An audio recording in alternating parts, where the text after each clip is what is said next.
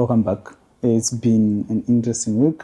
Oh, yeah. And it looks like you have been digging and raffling on some powerful shoulders this week. Mm-hmm. And wow, Tatenda Mavetera's article. Yes. The latest investigation, It's something else. And I was amazed. Well done. Good job. But yeah, I have a question for you. My first question is, how did you know that she had a dubious PhD? Okay, so in Tatenda Mavetera's case, we're going to have to split it into the doctorate that she's doing, right, at MSU, the PhD itself, and the honorary doctorate that she was given. So how did I know how that should affect doctorate? Well, in July, the High Court of Zimbabwe issues a judgment calling on an institution called the International Institute of Philanthropy to stop awarding honorary doctorates and to publicly revoke them and withdraw them.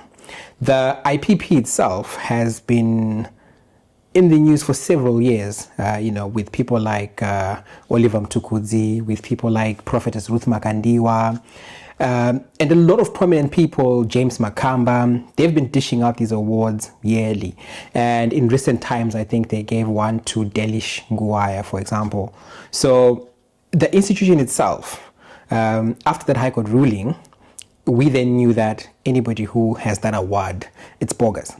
And to the credit of other people, there are people like Barnabas Marambire, for instance, when he is told by us while we're investigating that, look, do you know that the doctor title you're using, this institution is bogus?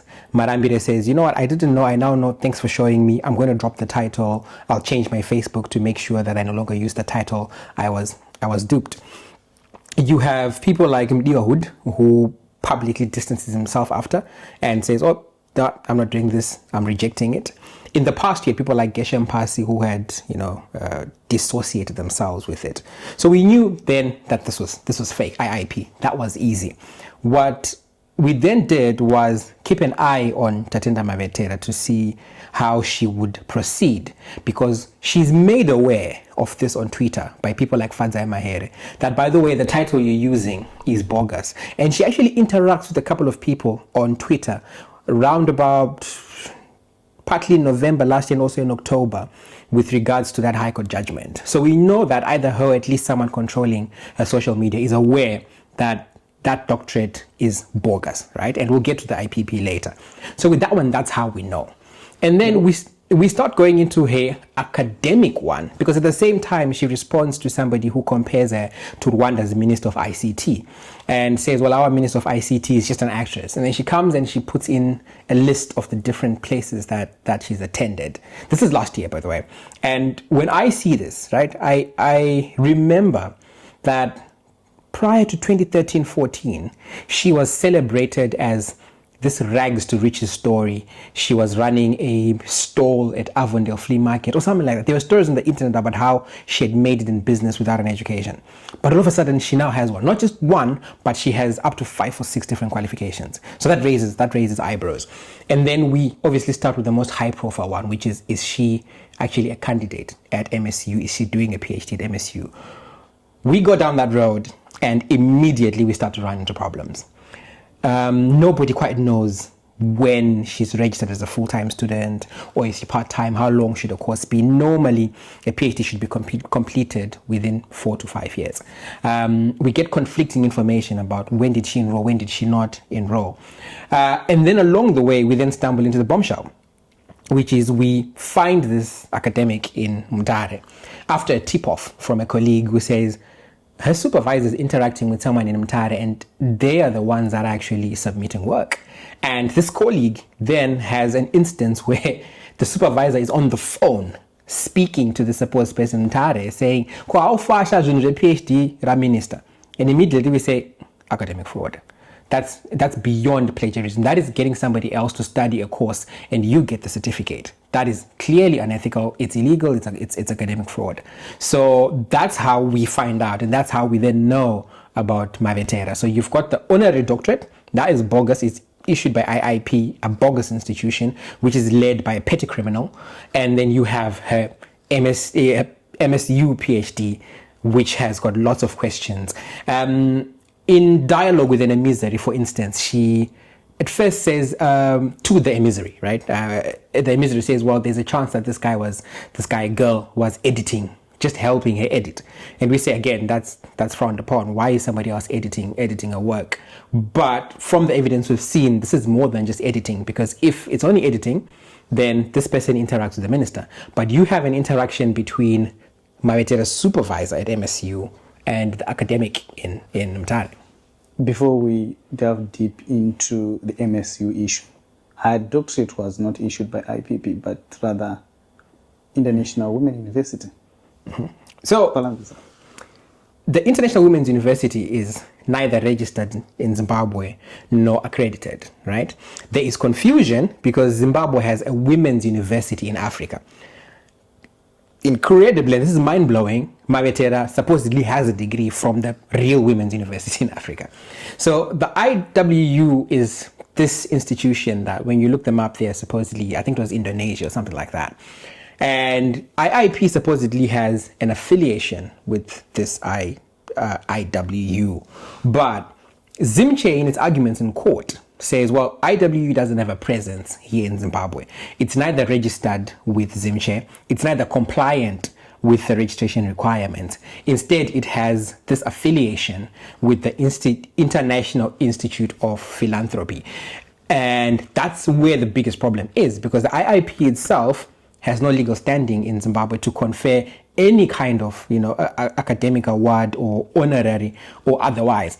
And in fact, the IIP itself is just but the latest in a long string of different organizations started by the same person. His name is Enrico Sbanda. Sometimes he goes as Enrico Maverick. And he appears in a lot of these little dubious organizations, IIP or PIZ, Philanthropic Institute of Zimbabwe, or the Maverick University, supposedly named after himself. So it's a network of the same organizations run by the same petty criminal whose mandate, it looks like they've been set up to do nothing else except give awards. Now, you know how honorary doctorates work. You don't start a company for the purposes of just giving out honorary doctorates. They are given by bona fide academic institutions to honor people and members of society who've actually contributed significantly. And the IIP or the PIZ before that, they do neither. They just pop up every year and give these awards and charge conferment fees. Who is this Enrico? So Enrico is it's a tricky character. The part about Enrico was investigated by Prof. Changamire, right? Our very lovely internet guru. And he finds that along the way, Enrico is been convicted of crimes before. He spent time at Wawa prison. The internet lists him as about 38 years old. He's had these little legal issues with not paying bills or booking venues and not paying the full money. And I mean, if you go on our Substack, you will read quite in depth about his extensive, brush-ins with the law in terms of crime. So by all accounts, he's a convicted criminal. I call him a petty criminal because some of those legal issues involve amounts like $300, which is really petty. So I'd say, he's a petty criminal.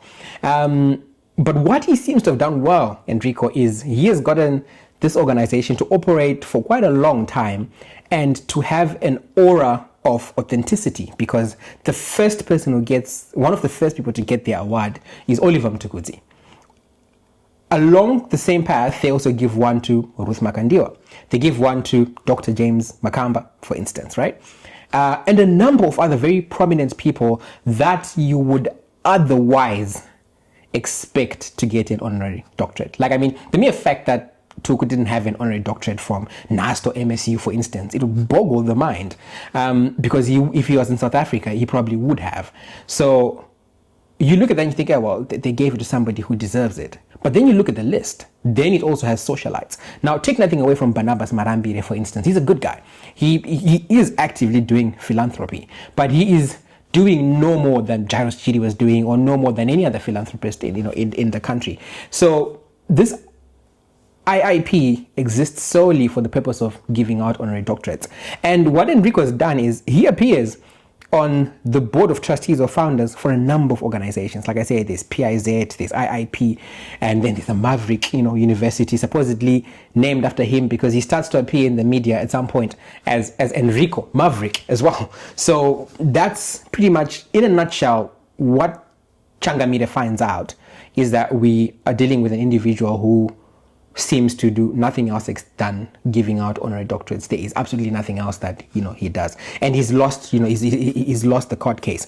Another interesting perspective to bring up is that speaking to some of the awardees, specifically one local businessman who rejected it, he presented papers that he was given by Enrico Sbanda that claimed that actually these guys had won a court case in 2014 to say that they're allowed, and then they convinced this businessman to say, what we're giving you is not an academic title, it's actually just it's an award, it's like your achievers awards. Look, we won a court case. They brought up something about the Minister of Education at the time, who argued in Parliament that they were allowed to do it. What they don't mention is that in 2014, when they go to court, I think Zimche doesn't make an appearance. So for the most part, I think Changamire seems to believe that they may have been handed a judgment, a default judgment, but we're still looking into that. But nonetheless, this recipient is told that, don't worry, everything is on board, you've got nothing to worry about. He initially rejects it, he gets convinced, he attends the ceremony. And when he attends the ceremony and he sees Deli Shunguwaya there, and the other caliber of people there, he kind of figures, no, I'm not going to do this. And he refuses to do further interviews, gets home, and issues a statement distancing himself, and ends up pretty much almost in a lock-on or head-on with the guys from IIP because they threatened to sue him. They accuse him of bringing it into disrepute. But he isn't the only one. Like I said, Geshem Pasi, he's got quite a bad reputation. He used to lead Zimra, and I think you ask any random person about Pasi, they probably don't have very nice things to say about him. But regardless of whatever he's been accused of, and by the way, I think in court he was freed, but nonetheless, regardless of everything he was accused, Pasi rejects it and publicly distances himself and says, I don't want this honorary degree, you keep your thing, I don't want it. My question will be, we have this questionable character. Yeah. Being able to fool grown-up people, people who lead institutions. We talk of Ruth Makandiwa, we talk of a lot of people. How can you share with us? How is it possible that a lot of these people do not see it coming? Well, you're asking me to speculate. If I was in court, to have an objection, calls for speculation. Because I don't know how these people are agreeing to be fooled. I can only say, as my opinion, I think there is this insatiable appetite for academic titles in Zimbabwe. So everybody wants that title. We want these very long titles that are weird, honorable, doctor, this and that. And I can only say, perhaps that's what clouds judgment. With regards to other people, I mean, like for instance, you bring up people that are smarter. We did try to get in touch with UFIC. In fact, you did try to get in touch with UFIC, working on the story for Ruth Makandiwa. And unfortunately, the responses were not forthcoming. So we've never had that answer from UFI in terms of why did they initially agree to it.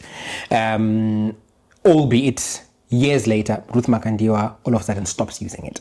So we assume she notices then, or she's advised then, that this is what's happened. But if you do go on the UFIC channel, you still see videos written Dr. Ruth Makandiwa, there's posts referring to that. But she distanced herself from it. I think there's a service where she says to people, my name is Ruth Emmanuel Makandiwa, and she absolutely distanced herself from the doctor title. But by that time, the horse is gone. They are closing the stable door, but there's no horse, literally, because it's gone out there. It is out there. And I suppose that's your story. So Dagab will carry it when you're publishing it. If you are, if you ever get any more detail, I think the last we got was legal advice and legal threats and so forth. The usual that we get. That was my next question now, that what is it with these people that when you then start asking around those issues, you then start issuing threats, issuing advice? We talk of, the Tatenda Mavetera, you talk about it in your article. You talk about the Ruth Makandiwa. What are they protecting? I don't know, eh? And because I can't be the spokesperson, it's hard. But what I could probably speak on is it's something you and I and our colleagues in Dagup are encountering quite a lot, which is a simple press inquiry tends to generate legal advice or threats. Now, obviously, you and I are bona fide journalists. We are competent in media law. We are aiming for compliance with the Independent Press Standards Organization, IPSO, here in the UK, so we're doing well. We have an understanding and are registered with the National Union of Journalists. So there are methods, for instance, if we overstep ethical boundaries to hold us to account. And we have an understanding of media. I mean, behind you are a couple of books there about essential media law. So I found, for instance, speaking to the response that we got from Pastor Prime Kufa from UFI, which carried legal advice, I found that condescending, if not insulting, and unfortunate because I have a relationship with him. So those are unfortunate because we're only asking questions as press. And I remember speaking to one of Tatenda's emissaries and saying to him, we don't set out to destroy anyone. The press is not there to destroy. And I gave them the instance for Shaky, for example, that over a 2-week period, I was trying to engage with him to understand so that these stories don't go without their voice. So I would have loved a situation where we have an explanation from Minister Mavetera, which you could have done, because my initial message, which is in the article, is very polite. It's direct and firm, and understandably, because I'm speaking about potential crimes here, and it speaks to academic integrity. It's a matter of public interest. So I have to ask them firmly. But if she responds to them and she explains, Maynard, this is what happened with this particular one. This is what happened with this particular one. We can help. Because, ultimately, one thing that sometimes sucks, and excuse my language, is that with Magaya, but you still get that nagging feeling that there's somebody else behind this, the orchestrator. And I think Minister Mavetera could have given us the orchestrators, like what happened with Enrico. How much did you pay? Where did you pay? Right? How much were the fees? And he would have been the center of that article. Think of, for instance, Mutare academic, right? Under normal circumstances, we blast that person too. But they've been extremely helpful in getting us information. And you look at it and you think, if you help us get to the kingpin, we don't necessarily have to include you in the story. But unfortunately, the response is, it's almost always threats. And I don't know if that goes back to the culture that we have in Zimbabwe of like you give any particular Zimbabwean authority over the other, the first thing they want to do is, I can ruin you, I can do this to you, I can do that to you. And that's unfortunate. And I suppose in part there is always that feeling that if I know people, in Minister Mavetera's case, she knows a very celebrated internet guru who is a brother, but maybe she may be banking on that he can be used to attack our platforms. You have your suspicions that one of your platforms is persistently under attack by people sponsored to take stories down. So maybe there's that confidence that they feel that they can do more and they can see this thing through. Wow, and you talked about her coming through to tell you what really happened. And don't you think that if she did that, she would be agreeing to committing academic fraud? I think that one had sailed, and there's no way that she could run away from it, right? And I say this because if you look at the response from MSU, and I read it again after the story went out, and realized that even though I say in the story they refused to answer about whether they should face any sanctions, I think the last paragraph, which speaks to the other matters fall under data protection and privacy laws, I think the university is noticing that, there's a problem here. And maybe they are sanctioning her, but don't want to make it public. Going back to the question, what I'm trying to drive at is that we have this instance, Panashe, where a registered student, fully enrolled, has accepted a bogus academic award and continued to use it. As we're recording this today, yes, there's a poster by the Ministry of ICT where Tatenda is speaking at an event about innovation and she's being addressed as Dr. Mavetera today.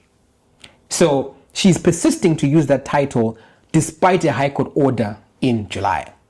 And the university has to take action because this person is bringing the academy into disrepute. And where I went to university at Nottingham Trent, if you were even remotely suspected of being engaged in any form of academic malpractice, even not related to your course, they would deregister you, right? Boipelo recalls a situation with a very prominent person who says to me, can you help me? I'm trying to do like a PhD. Help me find a place that can give me an accelerated program. And also help, like when I register, can you help me like in terms of which topics I can use? And I flat out say to him, there's no amount of money available that can convince me to assist you, because what you're assisting me essentially is to find ways of helping you cut corners, and I can't do that. And straight from that, you want to guess what I did? I went to my university and I had to write them an email. Okay. I've been approached by this person who's asking me to participate in academic fraud. I've rejected the advances. Here's the proof. I thought I would disclose. That's what an ethical academic does. So MSU definitely has a lot of questions to answer, even though they've ducked them for now. So her coming to me wouldn't have made the situation worse, because the situation is worse as it is. And at some point, MSU will owe the public answers about, have they investigated her? Because the proof is right there. The High Court judgment is public. Those posters are public. And that's an issue. I can understand her trying to run away from the Mutare academic who's helped her, write, submit stuff, who's in contact with the supervisor. But we always say you have a chance by providing a statement which either provides a contradiction or an explanation. You have a chance to have your side of the story told. And that door will always be open for Minister Mavetera. She can always come anytime and demand that I want you to write, this is my statement, and we'll write it. Yeah, Marwan. So yeah, going forward, what's the legal and political consequences for Mavetera's? Well, the legal consequences, Derbyshire Police have opened a criminal case against her because of the threats. I had to do that. Like I said, I believe in full disclosure. So I've let them know they've opened a case. They've given us a crime reference number. She is outside of the scope of them getting her. But if she did ever travel to the UK, there would be a very keen interest to speak to her for her to explain her threats, because this is a person who has the power and the capacity to find me. The UK has an electoral roll which is public. So if somebody wanted to find my address, it doesn't take them too long, nor does it cost them much. I think it's £6. So she can get my address anytime. She has associates, employees. Like I said, we've met her technical guy who is here in the UK. So she can get to me at any point, at any time. There's been insinuations that she knows where to find my family members in Zimbabwe. So I have no doubt that she can get to me. So I've reported to Derbyshire Police. I meant to talk to the NUJ again today regarding how this is going to proceed. I think they're going to take it up with the CPJ. I'm trying to report the matter to police, to police, Zimbabwean police, which is something that I need to do. Whether that arrives in tangible legal consequences now or in the future, nobody knows. Politically, she's been able to say, this is a hit piece. It's people that are against 2030. I'm carefully informed, can't name by who, that is what she mentioned to the president. That look, I'm also under attack because I'm supporting 2030 and the like. Of course, that doesn't really. I don't think it sells, because the ultimate question would be, Minister, is your IIP honorary doctorate legitimate? It is not. I'm hoping there's also a consequence of accountability, because the website of the government, of the Minister of ICT, is claiming she's a doctor, she has a doctorate. That's unacceptable. That is on a .gov.zw domain. It's one thing to see something on iharare.com or on Pindula, for instance, and take nothing away from Pindula. But to have an authoritative domain like a .gov.zw helping spread what is effectively a hoax is unacceptable. Heads have to roll, and the people at the Ministry of ICT should explain who told them to write that she was a doctor. The other stuff in terms of where this goes, it's really difficult, because the political field in Zimbabwe it's unpredictable. Sometimes people pay for their crimes, sometimes they don't. Sheikh Timbura is still an MP. The Parliament of Zimbabwe has not responded to our inquiries in terms of which CV did he submit to you guys. Magaya, the last we heard, Zach was investigating him, but there hasn't been much progress on that front. So we do live in a country where, unfortunately, even when you expose like this, there's not always a guarantee that there'll be consequences. Perhaps the only thing would be if the university doesn't play ball, we might follow up with other institutions that recognize their qualifications. Because if MSU is allowing academic fraud, and there's a chance, like even a remote chance, that people are getting degrees from MSU, but they're not the ones studying for them, that means universities world over should really not accept their degrees, because you just don't know who has the degree and who studied for it. And before we go, yeah, we talked about Sheikh Mavetera and... Sheikh Mavetera. Sorry. Am I missing something? Sheikh Timbura. And supposedly he was on the list of being a deputy minister. Oh, yeah. And all of a sudden, we don't see him being a deputy minister. Like 2 days ago, a number of young deputy ministers were installed. Yes. Yeah. So my understanding at Dug Up is that Sheikh would have been made a deputy minister before those revelations that his PhD is fake. It doesn't mean he won't be a deputy minister in future, but that is our understanding from what we've investigated and we've been told quite confidently. What I can suppose share with the general public so that people don't feel, and this is from as high as you can go when it comes to who leads the country, is that there is an appetite to root out academic fraud.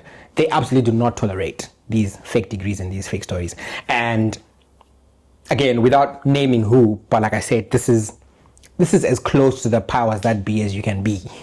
And the stance is, this is unacceptable.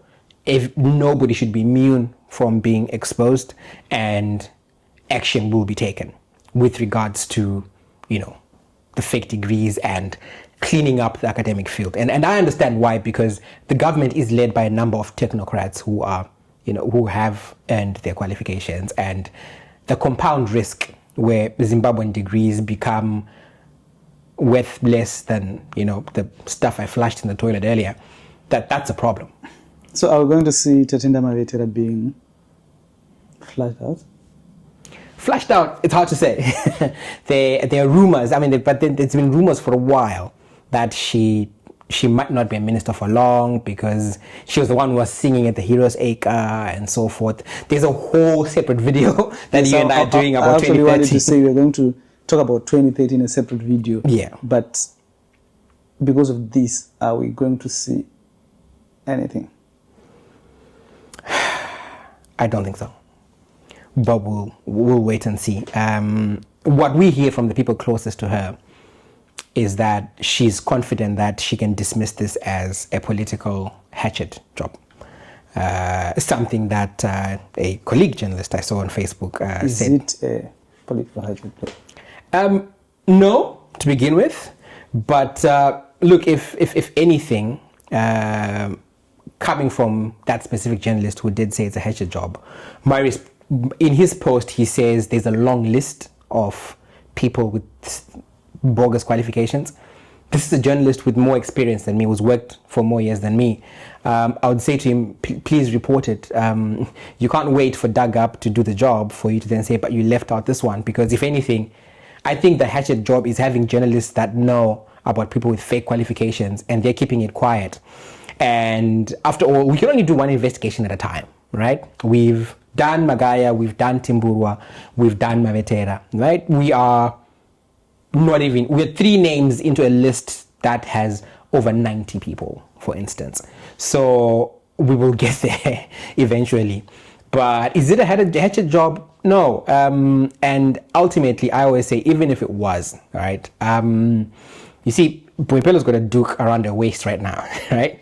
And if I say it, right, or somebody who doesn't like Boipelo says it, and if I say it because I want to get freaky with her later, or somebody else says it because they think she's not sexy at all, that doesn't change the fact that she's still got a duke around her waist.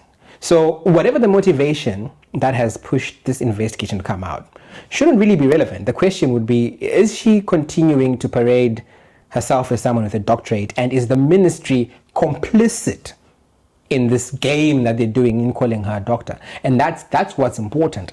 It isn't a hatchet job. It shouldn't have to be a hatchet job. The question would be, it would be a hatchet job by who and to what benefit? Mavetera is a high-profile member of cabinet, but she doesn't have political capital. Attacking her doesn't really, I don't think it benefits anybody specifically. Even if she was removed tomorrow, she'd be replaced by another minister. So no, it isn't a hatchet job. And ultimately, this is just a case about a fake degree and a government that's helping spread that hoax. And lastly, what should be done to safeguard the integrity of Zimbabwe's education system? I think there needs to be a clampdown. I know Fortune Chasi proposed putting this in parliament, and he's going to put forward a motion that regulates the whole thing about honorary doctorates and stuff. I fully support that. I think there needs to be a lot more penalties for people that pretend to have these qualifications. I know if you use a fake CV and fake qualifications, there'll be consequences. So I think there needs to be stiffer penalties. We've already had these instances, Panashe, where we have Zimbabweans who come to England, who go to Ireland, who go to Australia, who've already been convicted in those places for presenting fake academic documents. So it's becoming quite a widespread thing that Zimbabwean academic certificates are not worth the paper they're written on. So there has to be stiffer consequences, or else we will be looking at a significantly degraded education system in a very short space of time. Are we going to see more names, more episodes, more articles? Are you going to see more names? Yeah, we mentioned some names in this episode. You're doing some of the investigations. You're asking me a question you know already. So yes, there will be more names, more people to look at. There's a lot of people with honorary doctorates, especially in government. We're looking at those. There are a lot of people with fake qualifications. We're looking at those. But I will say what I've said to people for the longest, Panashe. Investigations take time. They take money, right? We have a part 2 on Mavetera because we are going deep into her bachelor's degree and her other qualifications. We want to go as far as O levels because our understanding is anyone who lies about a doctorate should not be trusted. So anytime I see her lips moving, I think she's lying. So I need to go and find out everything about even her first degree. So she's definitely next. But you ask, what are the names that we're looking at? Well, we've mentioned some names in this episode, and we still need to get to the bottom of it.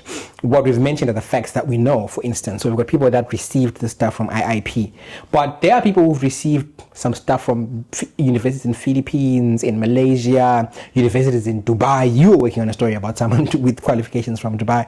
And since the Maguire issue came out, people are scrambling to delete things from the internet. And Zimbabwe has one internet guru that you and I know, who assists people in getting rid of that stuff. So we then have to go to the Internet Archive to get rid of these things.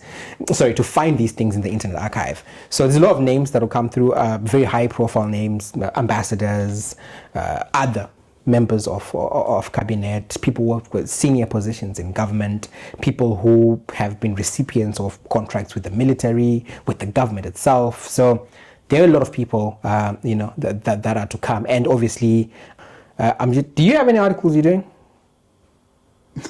There's no camera facing you. No. Okay. But yeah, lastly, are you not afraid? Oh. Because you're talking about powerful people with powerful money. people. Yeah. You're talking about army. You're talking about, in your recent article, you talked about CIO. Yeah. Are you not afraid? I think I'm resigned to fate. I have been afraid. In 2018, was it? I left Zimbabwe shortly after the elections for reasons that included me being attacked. It started as threats, it became physical. I remember, there were statements from the government calling for my protection. Nothing became of it. She asked me to stop investigative journalism. In fact, one of the reasons I came to the UK and started doing a different kind of journalism was she was going to leave me, because we got to a point where every time I was either arrested or beaten or something happened, she felt that one of these days I wasn't going to come back. And Patson was still alive at the time. His brother Itai is a journalist who disappeared, was never found. And Patson had told her quite plainly that what happened to Itai, I used to think it cannot happen to you, but when it happens, there's no drum roll, there's no thunder, there's no nothing. 1 second, Maynard will be gone, and there'll be a day when he's gone and doesn't come back. So she didn't want that. So I stopped. I came to the UK, I started doing community stories. Here in the UK, I ended up in trouble when I started investigating drug dealers and drug lords in Rotherham and South Yorkshire. And she complained as well. But I think I'm just born to do this, Panashe. And at some point, if not her husband, then I don't know whose husband should do this. That's great, and thank you so much for this insightful. It should be my turn to ask the questions. When will we get your stories? My stories are coming. People should expect them. Okay. Probably they will come without my name. But they are coming. You're not as brave. I'm not as, can I say... You don't have a death wish. No, I need to get married. Yeah. And get married. Okay. Yes, and have kids. So you have kids, you have a wife and a beautiful family. So let me have kids as well and have a family, and then I can think of dying. But yeah, I'm not thinking of dying anytime soon. Okay. So, but yeah, they're coming, and they're coming. Thank you so much. So yeah, thank you guys for tuning in. We'll see you again in a couple of days. So cheers.